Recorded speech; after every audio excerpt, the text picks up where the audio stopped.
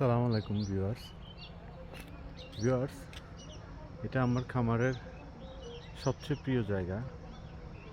বিশেষ করে বিকালবেলা বা খুব আর্লি মর্নিং আমি যখন এসে এটা দেখেন, সূর্য এখন ডুবতেছে।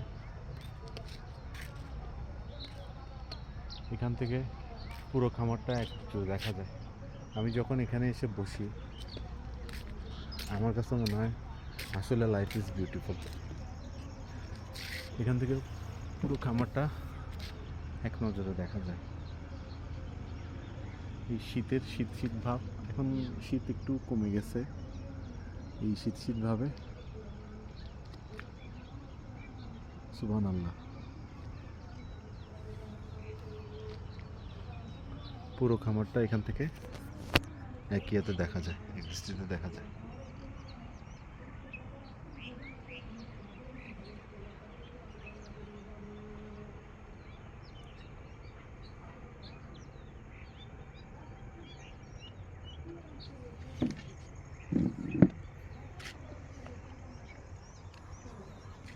দিন শেষে আসলে যখন মন দিল খারাপ থাকে, পুরো সপ্তাহের যে ধকল যায়, ব্যাংকে চাকরি করি যে ধকলটা যায়, এখানে আসলে পুরা মন প্রাণ সব জুড়ায় যায়।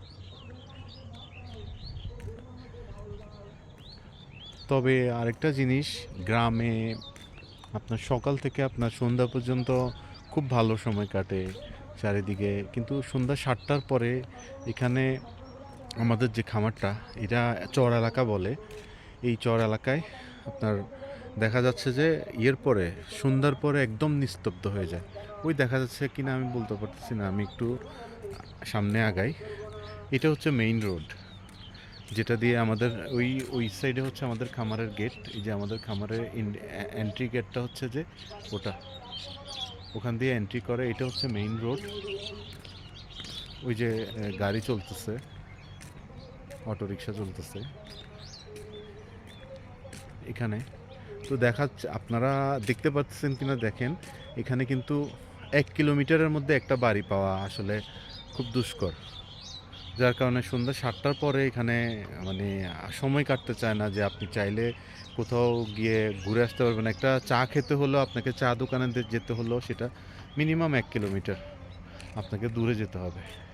তো ওটাই, সেজন্যই এখানে আসলে খামার করা, পাককে মানে এখানে এখন নিজের ঘর আছে, পাকের ঘর আছে, ইচ্ছে হলে চা বানাই খাবেন, নিজে যদি করতে পারতেন, নিজে নিজে নিজে করে অন্তত অ্যারেঞ্জ করে করা যায়।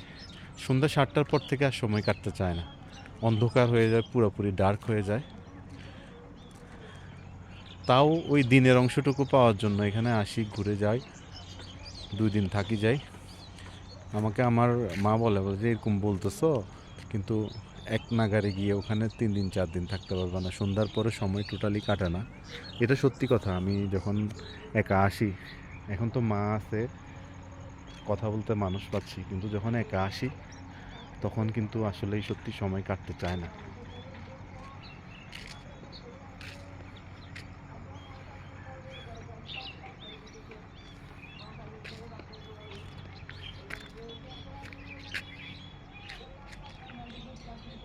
বিকাল টাইমে উনি খুব দ্রুত ডুবে যান, মানে ঘড়ির কাটার চেয়েও খুব দ্রুত গতিতে চলে যায়, গায়েব হয়ে যায়।